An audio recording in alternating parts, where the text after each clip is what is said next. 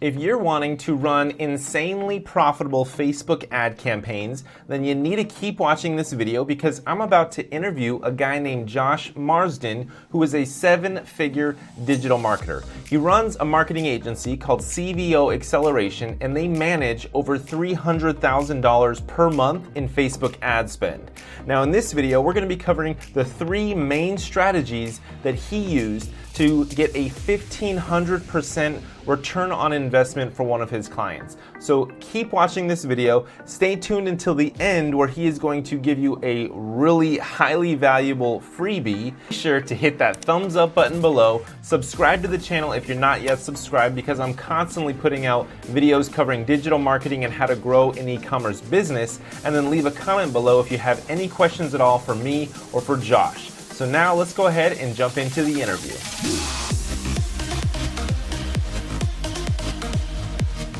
All right, guys, so I'm super excited to introduce you to Josh Marsden with CVO Acceleration. Josh, thanks so much, man, for jumping on this video with me. Yeah, I'm pumped, man. Thanks for the invite. I appreciate it.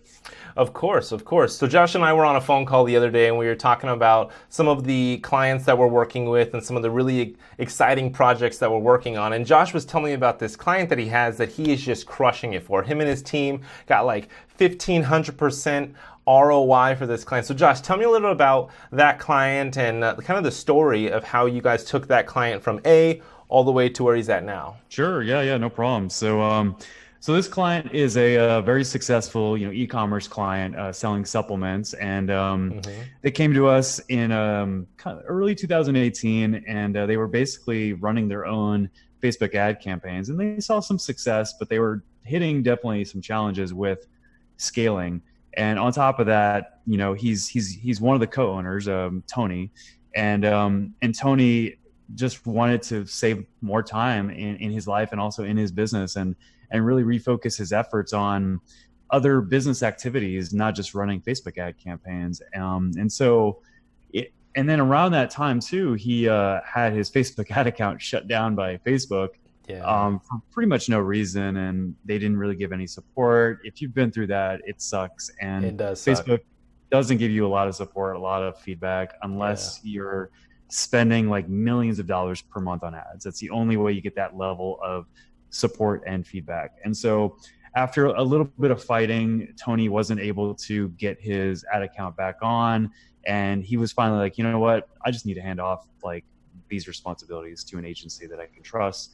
And so he chose us, and we took over his ad account. We basically rebuilt his ad account from scratch. We definitely emulated some of the stuff that he had working prior to working with us, but we built it up even further. And over the first 6 months of working with us, as you mentioned, he saw exactly a 1,524% ROI for every dollar spent on Facebook. And awesome. We've been scaling him and working with him since. He's now omni-channel.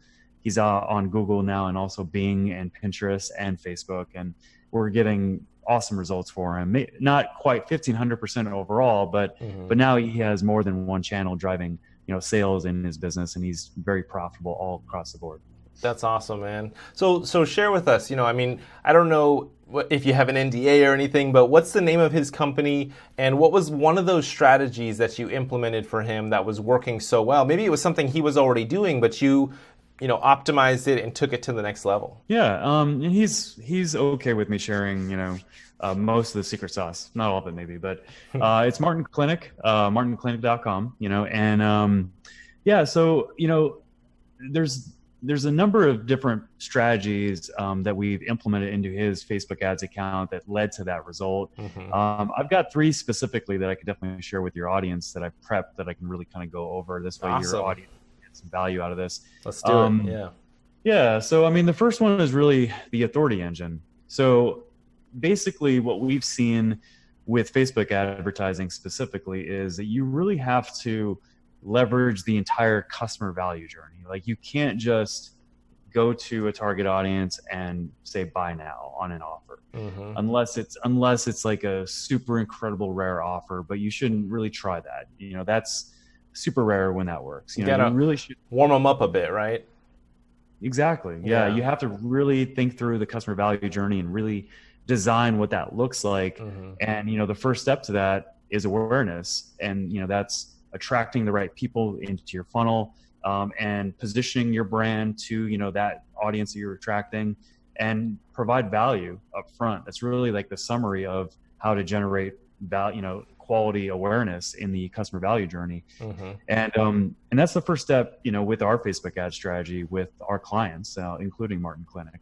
And what that comes down to is doing research on the markets.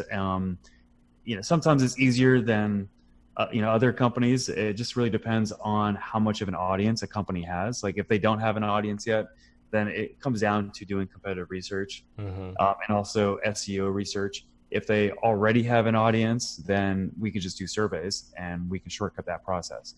And then once we've identified like the subject matter that the audience cares about, then it's just a matter of creating really good, valuable content. And we have copywriters that, do this. And, we basically create, blog posts or organic posts on social media that we can then advertise and, distribute to the target audiences we're trying to attract into the funnel. Nice. And that's really the root of the authority engine. It's really just to create, it's to position our client as an authority in their subject matter. And also it's to create reciprocity in the market. This way, the market feels like we're providing a lot of value and they're more enticed to consider the offers that we're showing to them as they move through the funnel. And then the other part is social proof.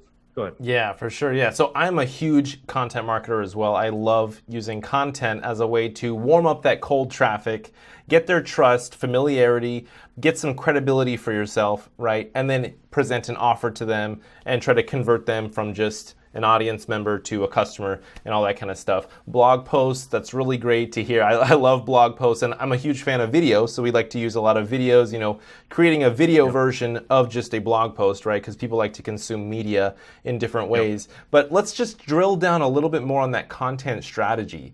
So, so what were some of the, was it an opt-in call to action on the blog post, or was it blog posts and then you pitch them a product at the end, or was there no call to action in this content whatsoever, and you just purely relied on a retargeting follow-up type of way? Yeah, no, actually, that is an awesome question, Ian. That speaks well to your experience as well. So, it's important that the blog articles, or if we're using a podcast episode or video even, and we're hosting it on a client's website, it's important that those pages are really directing people towards an action that we want them to take.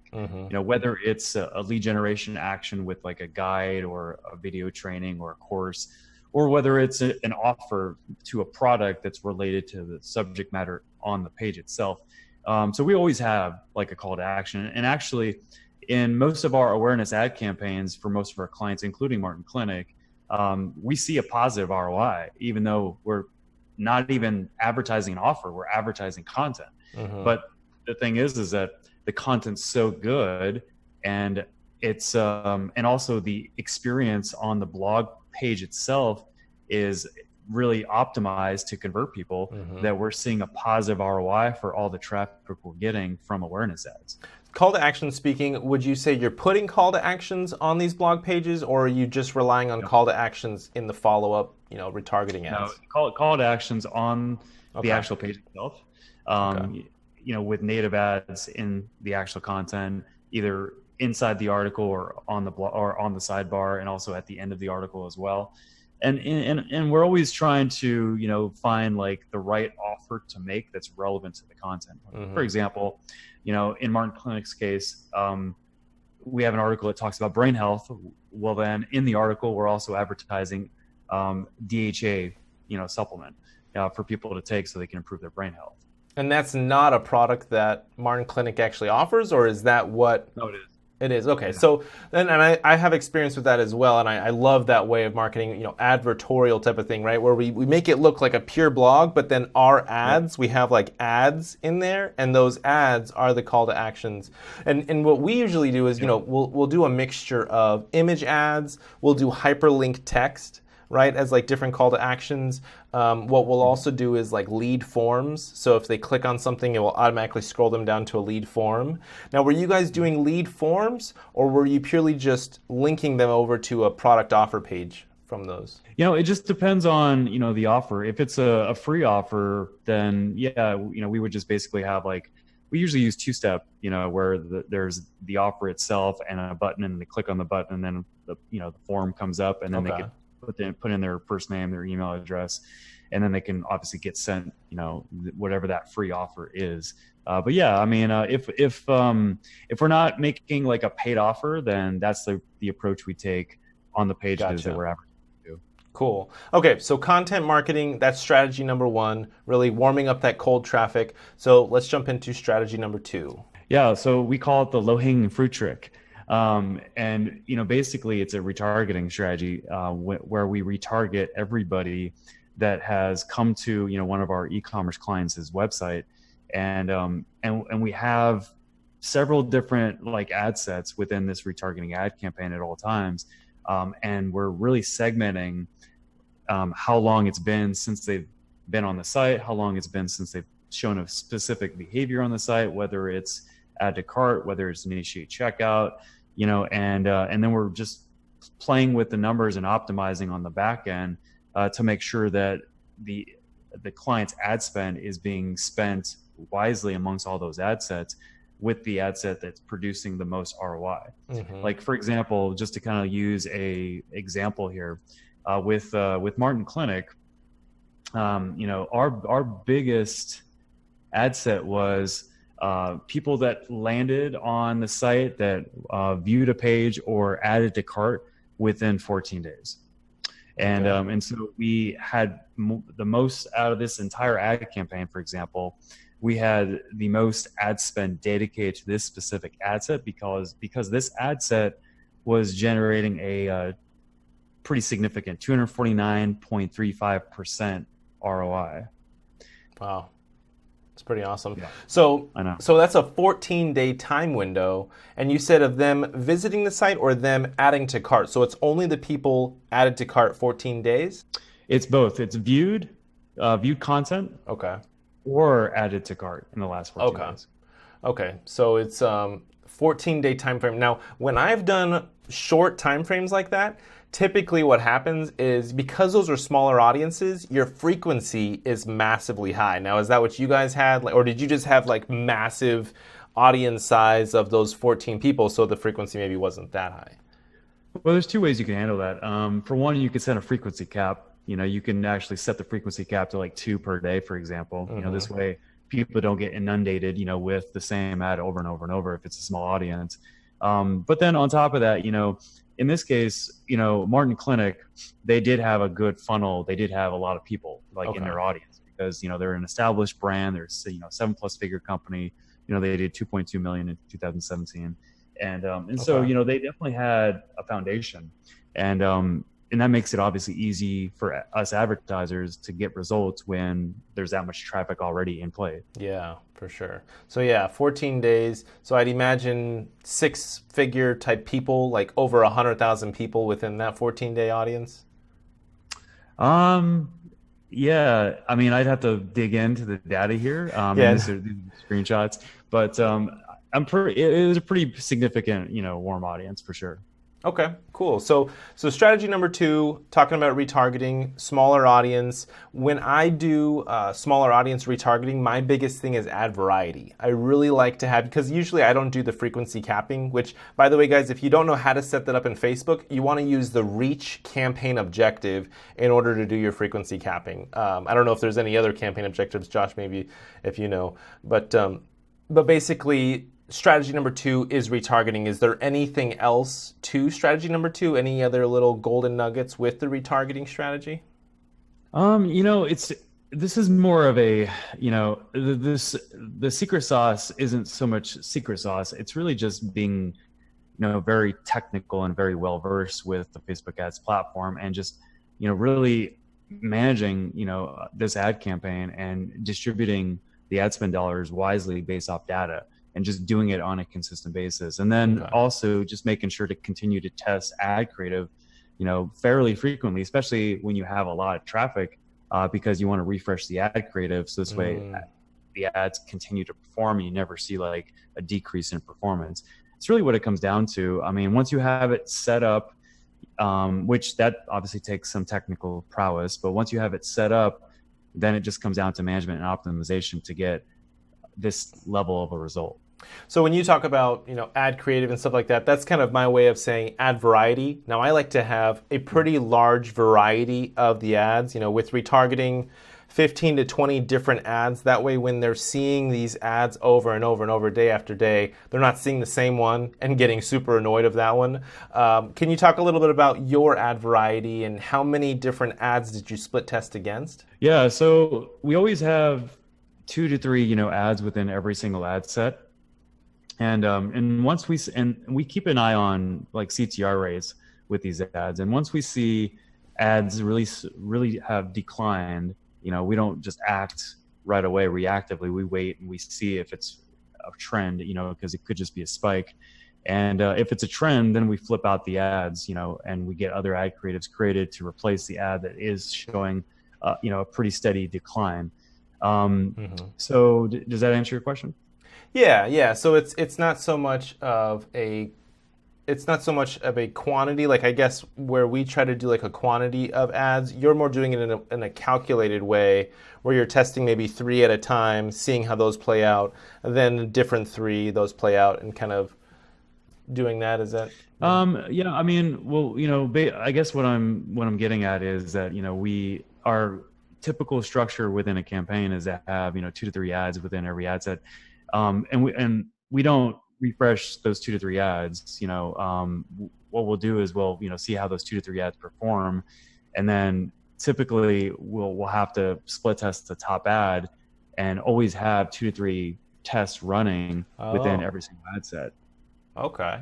And then as far as the differences between those 2 to 3 ads, are we talking like copy difference or completely different, like different copy, different creative? Are you split testing between image and video, or are you keeping those ads all videos or all images? Yeah, well, we've got a specific, kind of process that we go through for optimization, but we start with the lead-in, which is the beginning part of the ad as people like go through. And then secondly, we test the headline. And then thirdly, we test the actual image. And then, fourth, we'll test video. This isn't always the case, but we typically don't just jump into video, because video takes a lot more work to create, whether it's us or the client creating it. And it's really the client creating it, because we rarely do that since we don't really have the resources to create video. Okay. And so we always try to get the message tested first. And once we have the message down, once we know we have a really good message because of the click-through rates and the overall result, then from there, then we feel like, okay, now we can turn this message into a video and see if the video can outperform the initial ad that led to this point. Awesome. That's a good strategy. Yeah. I love that. Yeah. That's awesome. So cool. So strategy number 2, retargeting. Strategy number 3, what is that? So this is the promo to profit strategy. So it's simply this. It's simply just always having a plan to promote throughout the calendar year. And so what we do with many of our clients is, we look at the calendar and we look at when we can run promotions that are also timely, based off their brand and their message, and we try to find like fun holidays, or that might not even be officially holidays, but just some people say that like for example, like Star Wars Day. I know that California just made May 4th Star Wars Day as a holiday. Oh, did they? They did. But for the longest time, it was just basically like a holiday that geeks essentially honored. Yeah. It wasn't really an official holiday. And so, if we could identify like fun kind of dates like that, that's relevant to our clients, content and subject matter, then we'll totally do that. But basically it just comes down to, scheduling, different promotions throughout the year, and then just doing a really, really good job of running those promotions. So that's the third strategy. Promotions. You bring up a really good point because I've always, and I think I learned this from Frank Kern. Frank Kern had this funny little thing that's like, always have a good reason to give a discount or a promotion or something, even if it's like, hey, it's Friday, I want to run a deal, or hey, I just got a new pair of shoes, so I want to give you this deal. Don't just run a deal because you just want to discount something. Always have some fun little reason to run your deal, and it's going to resonate with people more, and you're going to have a higher conversion rate on people taking up that deal. So, it's kind of what you're saying as well, is you're looking at the calendar, you're thinking long term, and you're thinking, hey, Memorial Day is right here, then we got 4th of July, then we got this, then we got that. So, those are obviously big holidays. You're talking also including maybe some smaller holidays and things like that. But I like that with the promotions. Yeah, well, the thing is that you and I both know this, that you want to really maximize the ROI of every single click. And how you do that is you got to make offers. You got to make lots of offers, and and the promo to profit strategy is great because it allows us to maximize traffic that hasn't converted. It also allows us to maximize previous customers that haven't purchased in a few months, and also leads that have been just sitting in our database that haven't converted into customers, and we've been following up with them for quite some time. It basically allows us to activate kind of some of those dead spots within a funnel. And for example, like I'm looking at a performance screenshot here.